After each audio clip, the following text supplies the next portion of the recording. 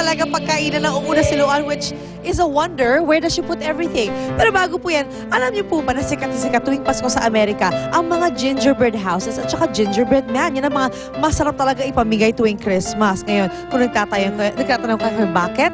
Tama yun? What language am I speaking? Kung nagtatanong kayo kung bakit, eto, pag-uusapan natin kasama si Chef Phil Afable, pastry chef ng Marriott Hotel. So, good morning, Phil. Good morning, Miss Lynn. So, Chef, bakit nga ba gustong-gusto ng mga Amerikano na magbigay ng mga gingerbread man at gingerbread houses pag Pasko? Ang gingerbread house ay simula pa nung unang panahon. So, sumikat siya dahil sa mga bata, very colorful. Oo. At saka isa pa, ito Masarap ay madali lang gawin. Ah, At talaga? higit sa lahat, masarap din. Masarap Okay, talaga siya. masarap. Gingerbread man. I love it. My son has been looking for it. Okay, so ano nga ba ang proseso ng paggawa ng gingerbread house? So, ang una muna natin gagawin ay imimix muna natin lahat ng ingredients sa dough. Ano ba yung mga ingredients, Chef? Ang ingredients niya ay butter, sugar, and then cinnamon powder. Meron din siyang ginger powder, and honey. Okay? Honey, okay. So yun yung nagpapakulay sa gingerbread, yung honey. Kaya napakaganda ng kulay niya, very brown. And ginger powder. Okay. And then after that, gano'n nga pala katagal siya ibibig? So imimix siya hanggang maging dough. Dough na maging siya, dough na like katulad this. neto. Okay, This is the dough. Ito po yung gingerbread dough. Okay. So how do we shape it naman?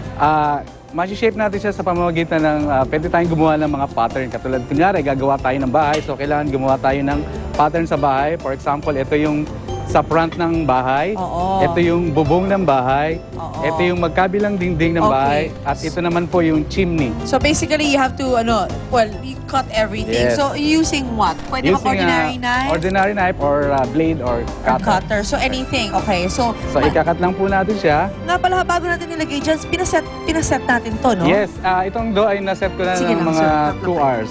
2 hours. Yes. Also, medyo matagal-tagal pala. You have Medyo to devote matagal, time.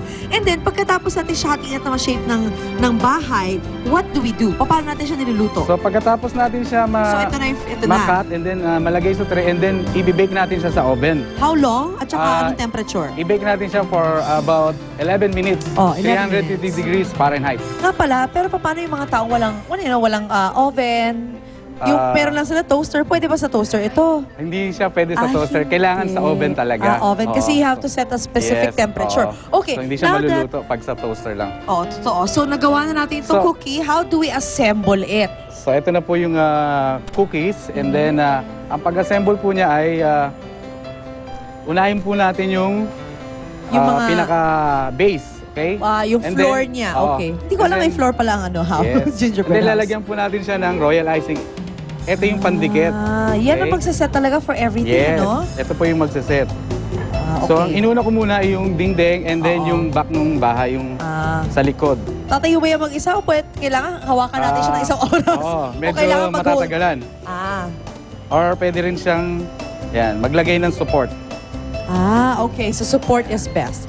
And And then then, you can pipe na here para mag-stick talaga siya. okay, you mentioned the icing nga pala, itong royal icing. Ano nga pala ang ginamit na ingredients for this Ang one? royal icing ay basically egg whites and powdered sugar or confectioner sugar. Okay. Ngayon, pag kaya nakatayo na yung bahay, ano yung kailangan gamitin for decoration? Anything? Yes, as long I as love it. edible. Yung sa mga candy. Candy, gummy bears, lahat pwede. Tsokolate. Marshmallow. Cute. Ang dami-dami pwede Cookies, gamitin. pwede Oo. rin. Oo. Biscuits, pwede rin. Pwede rin. Mga makulay, the Yes, better. yes. So, alam niyo, it's a good thing na pagkagawa kayo ng gingerbread house, kasama niyo yung mga anak niyo. It's a good bonding experience to do with the kids, di ba, Chef? Opo, yes, correct. Ayan, since bonding experience, nagbabanda kami ni Chef, gagawa kami Ng gingerbread. mag-decorate kami. Nga pala, Chef, ano ang shelf life ng gingerbread cookie? Ang shelf life ng gingerbread ay umaabot siya ng 1 taon as long as nakaseal siya. Nakaseal? Kasi na-experience ko na yan sa kaibigan ko. Binigyan ko ng gingerbread, hindi niya kinain. After 1 year, sinabi niya sa akin, doon pa lang niya kinain. So, Masarap. based sa experience yan. So, tataguin ko yung isa, I'll keep it for a year, tapos babalikan kita Yes. siya. We have to see lang. Alright, mga kapuso dyan lang po kayo, balikan kita unang hirit. Can I decorate? Sure.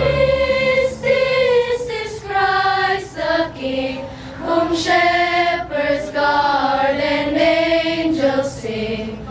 Haste, haste to bring him, Lord, the babe, the Son